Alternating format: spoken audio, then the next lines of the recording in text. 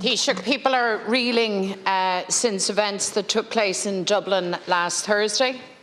In broad daylight, small children and their carer attacked, stabbed outside Gaelscoil Colóis the Wirra and Parnell Square. One 5-year-old child remains in hospital fighting for her life, and we pray that she and all those injured will make a full recovery.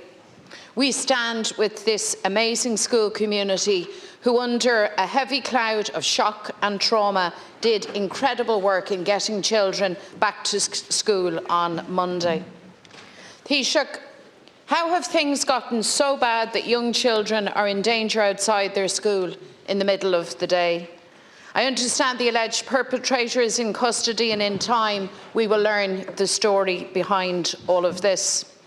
But the reality is that Dublin City Centre hasn't been safe for some time. Antisocial behaviour, open drug dealing and drug taking, street drinking, gangs hanging around causing trouble. And this shouldn't be news to you, Taoiseach. What happened in the aftermath of the horrific knife attack was deplorable, shameful and criminal. The burnt-out cars and buses, smashed-up shop fronts and the experiences of intimidation bear testimony to the destruction inflicted on Dublin by a mob of thugs. Public safety collapsed, people endangered, Gardaí isolated and assaulted. The idea that this violence couldn't be predicted is a nonsense. This situation has been building for months. And by 2:30 on Thursday afternoon, it was obvious that there was a threat to public safety. So where was the Garda Commissioner? Where was the Minister for Justice? A strong policing response was needed, leadership was needed, but instead brave Gardaí were left high and dry. I have full confidence in An Garda Síochána. I have zero confidence in the Garda Commissioner and the Minister for Justice. The cold truth is that Commissioner Harris and Minister McEntee lost control of Dublin City Centre. And for years, communities and businesses have been telling you that we don't have enough Gardaí on the streets, on the beat, on bikes and in communities. When those poor children were being attacked, I was meeting with the major employer in Dublin City, whose primary issue is concern for the safety of staff at work and coming and going to work. So you're not listening, Taoiseach. Government's depletion of An Garda Síochána has left people feeling unsafe and endangered in this city and beyond. Because ultimately, responsibility lies with Minister McEntee. In July, following several assaults and incidents in Dublin, the United States government issued warnings to Americans travelling to Dublin. Minister McEntee at that point declared that the streets of the city were safe.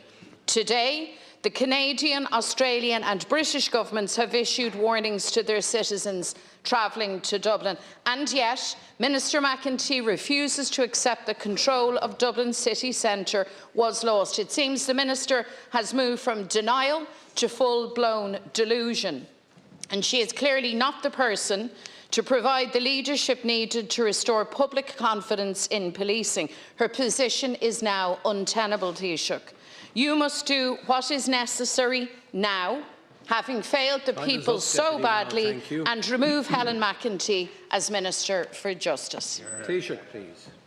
Thanks very much, Deputy. Last Thursday we experienced two appalling acts of violence in our streets. The stabbing of several children and their carer. Two remain in hospital as we speak, stable but critical, and we pray for their recovery. And then an ugly far-right protest on our streets, which led to a riot and looting and serious criminal damage. These events were shocking, they were unacceptable, it was an attack on the rule of law, and there is and will be a robust response from the Gardaí and from the government.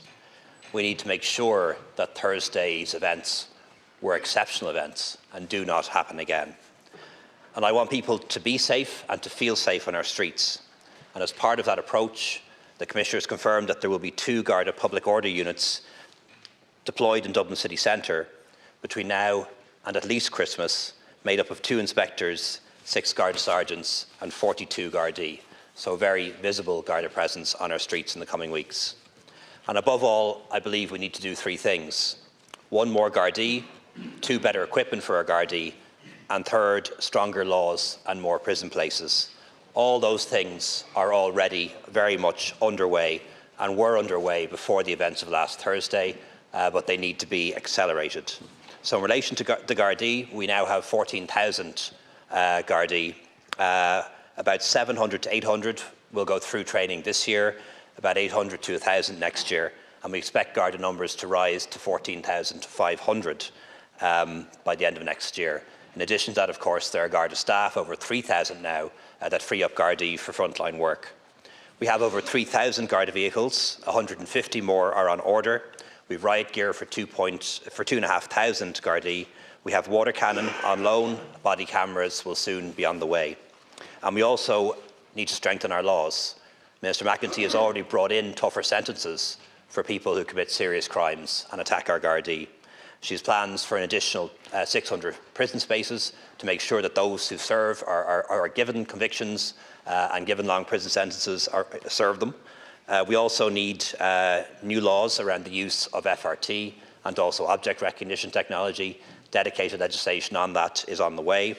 We'll bring in a police powers bill that gives the police some of the additional powers that they would have asked for when I visited them in Store Street last week. And also, before the recess, we'll have the Public Safety, Policing and Community Safety Bill enacted. So the response is immediate, it is medium term, it is long term, and Deputy, it's going to be and is very robust. Deputy, in relation to what you said about other countries issuing warnings to tourists and citizens who visit here, that is true, but bear in mind they issue the same warnings about many large cities around the world, including their own capital cities, in fact, and their own large cities. And I think it's important that when you talk about our city, the one we both live in, that you put it into that context. And I know you don't want to be talking down our city in any way.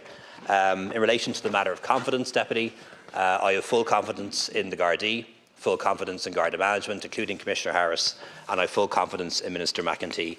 She's a minister who's been leading and extremely active on the issues of law and order and criminal justice during her term in office.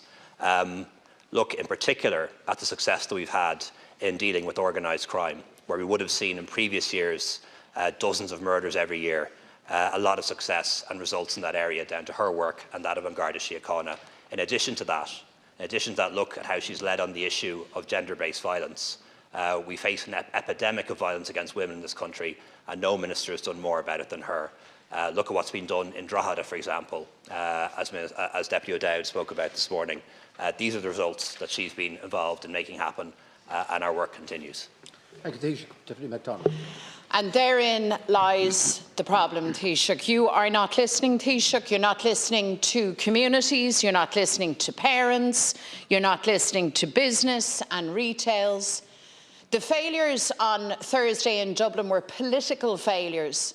After 12 years of Fine Gael in government, we don't have enough Gardaí to keep people safe. And this isn't just a problem in Dublin, it's much broader than that in cities and towns across Ireland. Hundreds of stations closed, a depleted force, a serious recruitment and retention crisis, people feeling unsafe in their homes, on their streets and in their communities.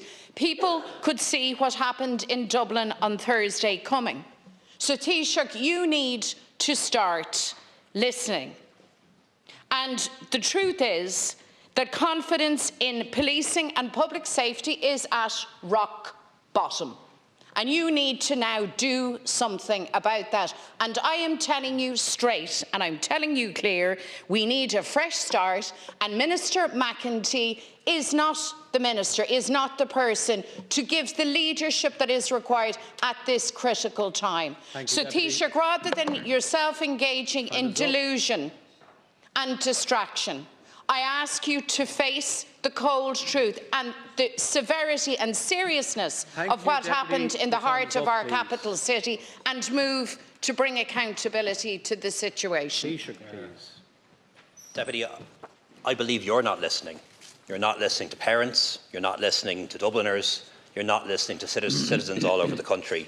They don't want to hear you playing politics when it comes to an important issue like this. They're not interested in that.